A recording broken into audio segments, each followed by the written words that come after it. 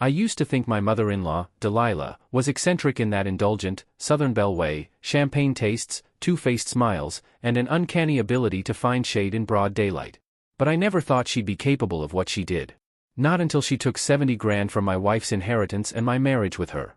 If you enjoy the content, subscribe, and let me know in the comments where you're from. Delilah had money troubles, the kind that were pearls to bankruptcy court. Her late husband had left behind some modest wealth, mostly locked in a trust for his only child, my wife Emma. Delilah was the executor. We didn't think much of it, family's family, right? Big mistake. Emma and I were newlyweds then, about 3 years into marriage. I was teaching high school English, she was finishing her master's in clinical psychology.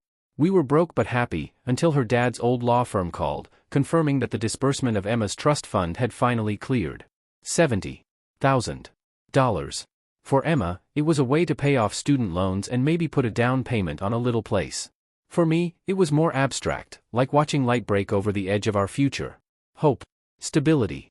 Delilah, however, had other ideas. She made a scene over dinner that night, practically sweating Rose. She said we needed to invest the money. Not in stocks. Not in bonds.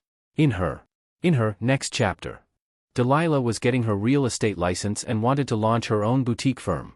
It'll be Emma's legacy, she said, winking across the table like she was sliding us into a pyramid scheme instead of a family venture. Emma, ever the peacemaker, asked if we could at least draw up a loan agreement. Delilah scoffed, literally scoffed.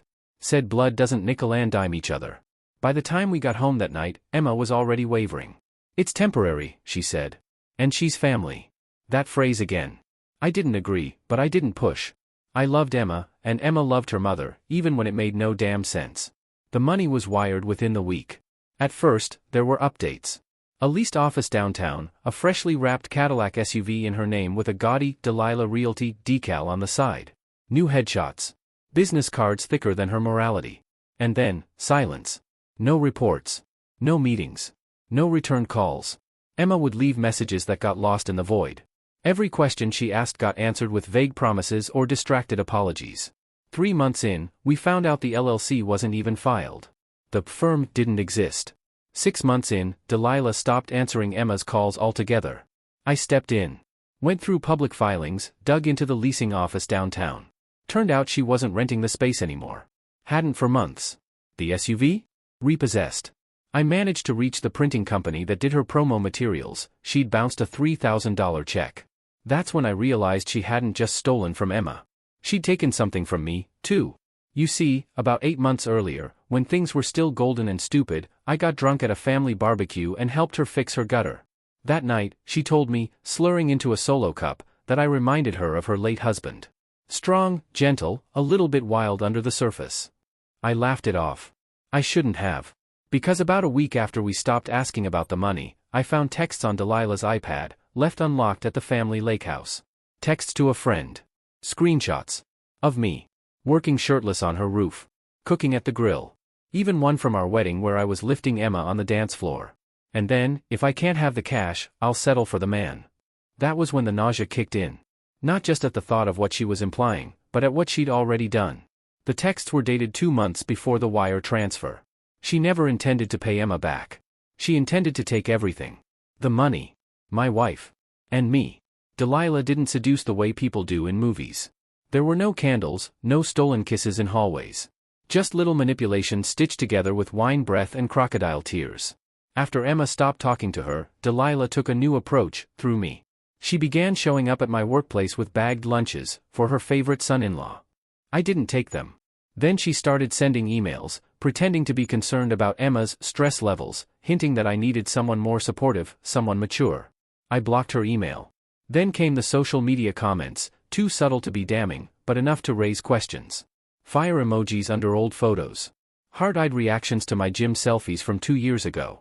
And all the while, Emma was unraveling. The betrayal by her own mother had sunk into her bones. She wasn't sleeping. Therapy helped a little, but not enough. And I was stuck watching the woman I loved slowly implode under the weight of someone else's sins. Delilah had taken $70,000 and turned it into poison. So I began my own project. I wasn't going to yell. I wasn't going to threaten. I was going to build a paper trail so long and damning that she'd never recover from the fallout. Step 1, the loan agreement we didn't have. No problem, I went through old texts, emails, and voicemails. Delilah had been sloppy. Her own voice, saying things like, once the business is profitable, we'll pay you back double, and, you guys are investing in me, not gifting. I cataloged every message. I had timestamps, audio, and metadata. Step 2, fraud. Delilah had told Emma she filed the LLC in Emma's name for tax benefits. I pulled the filings, no Emma anywhere. Just Delilah. But here's the thing, she'd used Emma's social security number in a fake document to get financing for her SUV. That's identity theft. Now we were looking at actual charges. But I didn't go to the police. Not yet. First, I needed to kill the only thing Delilah valued more than cash, her image. She hosted a biannual garden party, something she called the Magnolia Mixer. The invite list read like a suburban power fantasy: city councilmen, HOA board members, country club wives. It was all about perception. So I offered to help with the sound system that year. The morning of the party, I arrived early under the guise of fixing the outdoor speakers. What I actually did was patch a remote trigger into the Bluetooth input, tucked into the hedges. I also placed a second portable speaker beneath the dessert table, out of view. And then I waited. By the time the white wine spritzers were flowing and the patio jazz was in full swing, I slipped behind a neighbor's fence, pulled out my phone, and hit play. Her voice, dripping with faux sincerity, filled the air. Emma's too soft for that money. I'm not stealing it, I'm saving her from herself. Besides, if she doesn't have me, what does she have? That high school teacher husband? I could ruin him in a weekend. The party went silent. People looked around in confusion as the audio continued. Every damning voicemail. Every passive-aggressive email. Every manipulative whisper. I let it play for 3 minutes. Then I cut it off. Delilah's face was bloodless. She looked around like the air had betrayed her. Someone from the country club whispered something and walked out. A city councilman followed. By the end of the night, her kingdom of paper roses was ash in the wind. The fallout was immediate. Emma got calls of support. Her therapist even asked to use the audio, with permission, in a lecture on narcissistic abuse. Delilah? She became a social pariah. The boutique firm idea was dead. The real estate board opened an inquiry into fraudulent claims of licensure. The SUV financing company, once I mailed them the evidence, opened their own fraud investigation. But the best part? I still hadn't filed the lawsuit. That was coming. Emma's inheritance was gone. But Delilah was about to pay it back, with interest. And if she thought humiliation was the worst I could do. She hadn't seen the court summons yet. The envelope hit her doorstep on a Tuesday, perfect timing. Mail carrier said she was wearing leopard print slippers and a satin robe when she took it. Probably thought it was another promotional flyer or a last-ditch credit card offer. It was a lawsuit. Filed under Emma's name. Civil suit for $70,000 in misappropriated trust funds, plus $25,000 in damages for emotional distress and financial fraud. Backed with a thick binder of digital evidence, notarized statements, and a witness list that included her former notary, who'd unknowingly stamped a forged document. Delilah's panic didn't take long to ripple outward. She called Emma first. Blocked. Then me. Straight to voicemail. So she tried her last resort, Facebook. The post went up that night. A martyr's cry disguised as vulnerability. Betrayal hurts most when it's from your own blood. Prayers welcome in this difficult season. She tagged Emma. Big mistake. Because Emma, quiet, wounded, resilient Emma, did something I'd never seen her do before. She replied. With screenshots. 3 comments deep, she posted the receipt of the wire transfer. Then a transcript of Delilah promising repayment. Then a clip of her saying she'd ruin me in a weekend. The comments exploded. Some tried to stay neutral. Some pleaded for reconciliation. But most were just done with her. Delilah tried to call again. Left a voicemail this time, shaking and sugar-coated. Sweetheart, we can work this out. We're family. I'll pay you back. Just, let's not involve the courts. It's ugly. It's beneath us. I sent that voicemail to our lawyer. She laughed. Said it would pair nicely with the fraud filings. We didn't settle. The court date was set for early spring. We didn't need the money, we wanted the win. Emma, for once, needed the power to say, you don't get to walk away clean. When the day came, Delilah showed up in a beige pantsuit 2 sizes too tight and an expression that tried to feign fragility but cracked every time the judge asked a direct question. She didn't have a lawyer. She said she'd firebombed her savings, trying to start the business and was representing herself. It was embarrassing. Our lawyer presented the trust documentation. Played the voicemails. Read the emails aloud in court. Every time Delilah tried to interrupt, the judge shut her down. And then came the kicker. I'd like to call a character witness, our lawyer said. Delilah blinked. A what? The door opened and in walked her ex, not Emma's father, but the man Delilah had left him for years ago. He looked like he'd aged in a blender but stood tall. He testified that Delilah had a history of exploiting romantic and familial relationships for financial gain. That she'd once taken out a mortgage in his name without his knowledge. That she'd always said if you love someone enough, they'll let you rob them blind. The courtroom was silent except for the sound of Delilah's fingernails nervously drumming against her cheap knockoff purse. The judge ruled the next day. Full restitution. Legal fees covered. A lien placed on Delilah's remaining assets. She had 60 days. She paid it off in 45. Rumor is she sold her car, took out a private loan, and drained her 401k. I hope she choked on every dollar she wrote that check for. But here's the part that mattered most. Emma framed the check. Didn't cash it for a week. Just left it on our mantel. Proof. Closure. A white slip of paper that read like a confession. As for Delilah? She moved 2 towns over. Got a job at a Christian lifestyle boutique, whatever that is. Sometimes I catch her creeping our socials from a burner account.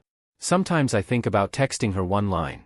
If you wanted a legacy, you should have built something real. But I don't. Because sometimes, the quiet after the storm is the sweetest part of revenge. At Halston High, the students didn't fear failure.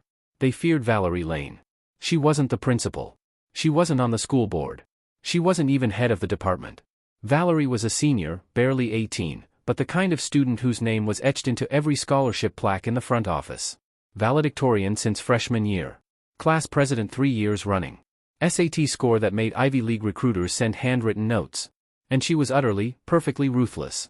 Valerie had figured out early that academic dominance wasn't about brains, it was about control.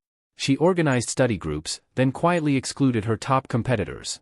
She'd recommend the wrong chapters for review, conveniently forget to email out assignments, and even manipulated teachers into thinking others were cheating. No one could prove it. But we all knew. Especially me. I was number 2. Samira Noor. Editor of the school paper, president of Model UN, and the only one within striking distance of Valerie's GPA. We were always civil, always smiling at awards ceremonies and honors dinners. But underneath the surface was an arms race. She played clean for a while, until senior year. That's when things turned. It started with a test, AP Calculus. We both aced the class all semester. But after our second midterm, I noticed something strange. My score was 82. Hers? A perfect 100. I knew I hadn't bombed it. So I asked our teacher, Mr. Takeda, if I could see the test. He frowned. You submitted it blank. I blinked. What? He turned the pages. Every one of them. Empty. But I had taken that test. I remembered the integration problem on page 3, the limits on the back. Mr. Takeda looked genuinely puzzled. I thought it was unlike you. I went to the front office. Asked about the scan logs from the test that had been submitted digitally. But the file tied to my student ID was uploaded from a different IP address, and it had been renamed after submission. I checked the edit history. Guess who last touched the file? Valerie. I didn't confront her. Not yet. I needed leverage. Instead, I played the long game. I signed up for every class she was in. I joined her study groups. I let her feed me bad advice. I let her think I was slipping. She smiled wider every time she thought she had a new edge. In private, I documented everything. The screenshots of Google Drive files she renamed or deleted. Chat logs where she gave wrong due dates to group members. A spreadsheet of grade changes mysteriously approved after she helped teachers with their digital gradebooks. A copy of her secret Reddit account, where she bragged about sabotaging her competition under the guise of academic survival. But I didn't just want her disqualified. I wanted her to unravel publicly. So I waited for the biggest event of the year. Every department head. Every parent. Every Ivy League rep who had a hand in her future. She was slated to give the closing speech. I was on the AV team that year, just another invisible senior in black slacks managing mics and slide decks. Valerie handed me her USB drive before the banquet. Don't screw up, she said, smiling thinly. This speech determines my future. I smiled back. Wouldn't dream of it. That evening, the lights dimmed. The principal made his introductions. Faculty passed out awards. Then the spotlight hit Valerie.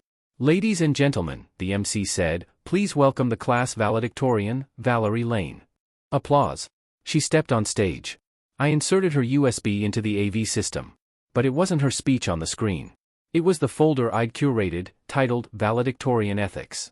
First slide, a screen recording of Valerie deleting answers from a shared Google Doc just minutes before a group paper was due. The room went still. She froze, mid-sentence. Second slide, a photo of the calculus test. Mine. With metadata and timestamps showing the submission was tampered with. Third slide, a PDF of a college essay she sold to a freshman, copied word for word from an academic archive. The projector shut off. Mr. Harris, the dean, was already on his feet. Valerie was escorted off stage. Gasps and murmurs echoed across the auditorium. Her parents sat stone still in the front row, their smiles dropped like broken china. I never said a word. Just unplugged the USB and walked away. Within 48 hours, her college acceptances were revoked. The school board launched a formal investigation. Valerie was stripped of her titles, her awards, even her valedictorian status. They offered it to me. I declined. I told them I preferred to let the truth stand without ceremony. I still graduated top of the class, but without the speech, without the spotlight. Valerie didn't attend graduation. I heard later she tried to sue the school for privacy violations. It didn't hold. Turns out when you use public school servers to commit academic fraud, you waive your rights to secrets. She ended up taking a gap year to focus on her mental health. I took a scholarship to NYU. Sometimes I wonder if she tells people she almost had it all. I never tell them she lost it because of me. Because revenge isn't always loud. Sometimes, it's quiet. Perfectly calculated. Just like a test you know you're going to ace. I should have known Melanie Foster was poisoned the moment she brought cupcakes to her first team meeting. Not because cupcakes are inherently evil, but because she used them the way a pickpocket uses distraction. While everyone was marveling over cream cheese frosting, she was taking mental inventory, who she could charm, who she could undermine, and who she could use. I was her target of choice. We worked in data analytics at a large consulting firm. I'd been there 4 years, long enough to know the game, short enough to still care. Melanie was new, but she moved fast. Sleek suits. Razor wit. Laugh just a few decibels too loud. She quickly became a favorite of upper management, especially our boss, Peter, who always seemed a little too eager to linger at her desk. At first, she played nice. Asked for help on projects, borrowed templates, complimented my pivot tables like they were performance art. Then came the quarter-end presentation. I'd spent weeks compiling a predictive model for one of our top-tier clients. Custom dashboard, machine learning insights, the whole 9 yards. I had it ready, polished, and loaded into our team's shared folder. Melanie asked if she could study it to understand the structure. The next morning, she was in Peter's office giving a presentation with my dashboard. I walked past and caught a glimpse on his screen, my color scheme, my visualizations, even the errors I'd intentionally left in the placeholder fields to catch copycats. Peter later congratulated her in front of the team. Incredible work, Melanie. This is the kind of initiative I want to see. Melanie locked eyes with me across the room and smiled like the Cheshire Cat. That night, I copied every file and every timestamp. Every email. Every Slack message. I backed them all up. Because I knew it wasn't over. After Melanie stole my work and basked in the applause, she made a fatal mistake. She assumed I was like the rest, too stunned, too polite, too corporate to retaliate. But I wasn't just smart with numbers. I was patient with people. And I'd learned that when someone shows you their knife, the best move is to make them think you've already bled. So I let it happen again. I fed her small pieces. Pre-built models. Market analysis half finished. Drafts with subtle flaws only I knew were there. I made her believe I was content to be her backstage technician. And Melanie? She gorged on it.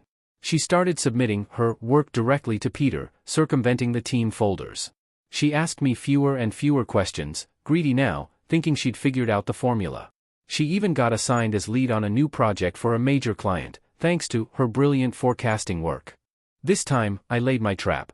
I created a series of faulty reports with misleading conclusions, perfectly plausible at first glance, but with one crucial error: the data sets had been subtly altered. Nothing that would trip alarms immediately, but enough to send a client's ad budget to the wrong demographics and tank engagement metrics within 2 weeks. Melanie, predictably, lifted the report and submitted it under her name. And the clock started ticking. 2 weeks later, I received a frantic Slack message from Peter. "Hey, have you seen the Weston metrics? We're getting some concerning feedback." I played dumb. Weird. I haven't touched their account in a while. Within days, Weston pulled the plug. The execs were furious, tens of thousands wasted, conversions halved, and a very pointed complaint about data manipulation that triggered an internal audit. Peter called an emergency meeting. I showed up with a folder. Emails. File logs. Metadata timestamps. A screen recording of Melanie copying files from our shared folder, altering file names, and uploading them as her own. Peter sat in stunned silence as I laid it out. Then I showed the original version of the Weston report, correct, clean, and dated 3 days before hers. He didn't speak. He just stared at the table like it had personally betrayed him. Melanie was fired within 24 hours. But the best part? Peter, desperate to save face, told the entire team she had been let go for ethical breaches and made a show of reinstating me as lead on all client accounts. He even announced I'd be attending a leadership summit on the company's dime. Melanie didn't even get to clear her desk. Security packed it for her. A few months later, I got a LinkedIn message from someone at another firm. "Hey, this might sound odd, but did you used to work with Melanie Foster? She's applying here. Just curious what she was like as a coworker." I wrote back. "She was very good at pretending to be the person you think you're hiring." Never heard from them again.